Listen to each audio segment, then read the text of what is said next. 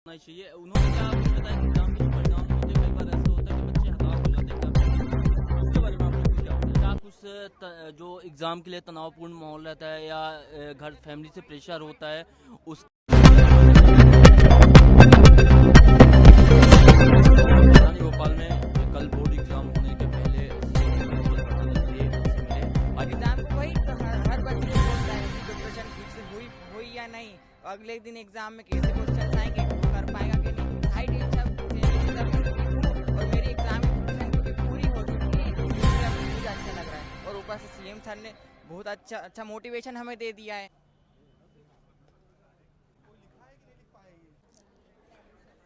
क्या नाम है बेटा आपका? मेरा नाम लक्ष्मी तिवारी है और मैं कक्षा 12वीं की छात्रा हूँ। तो वो काफ़ी प्रेशर में आ जाता है, उससे बहुत ज़्यादा स्ट्रेस हो जाता है।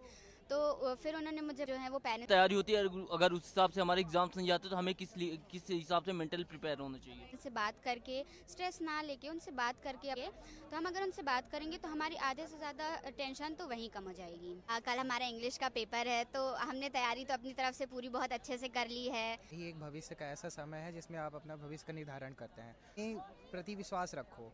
उन्होंने बोला कि हताश नहीं होना है, हमारे पास बहुत से ऑप्शंस है।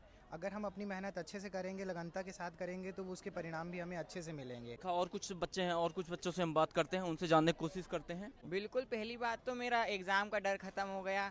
अब मैं चिल महसूस कर रहा हूँ। क्या डर था एग्जाम को लेके? आगे चल के क्या बनना चाहते हैं आप? मैं आगे चलकर एक लॉयर बनना चाहता हूँ।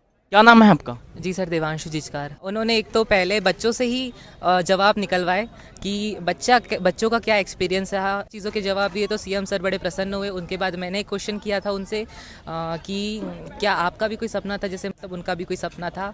उन्होंने बायोलॉजी स्ट्रीम ली थी और वो पीएमटी देना चाहते थे। उन्होंने पीएमटी दी भी, अनफॉर्चुनेटली नहीं हो पाया।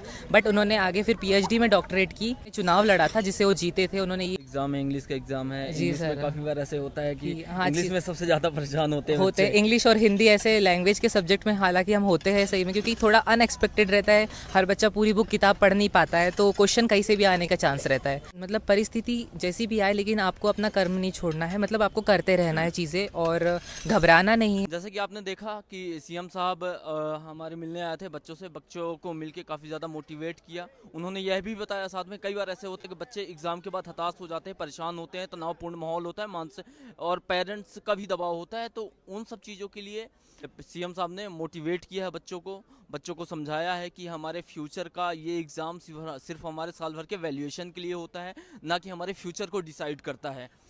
तो इससे परेशान नहीं हो। अगर कभी ऐसा होता है कि हमारे एग्जाम संतोषजनक नहीं भी आते हैं, तो इसके लिए हमारे पास दोबारा चांसेस होते हैं और दोबारा हम एग्जाम देख के अपने परिणाम को सुधार सकते हैं और फ्यूचर में और कुछ भी अच्छा करने के लिए हमारे पास कई सारे ऑप्शंस होते हैं।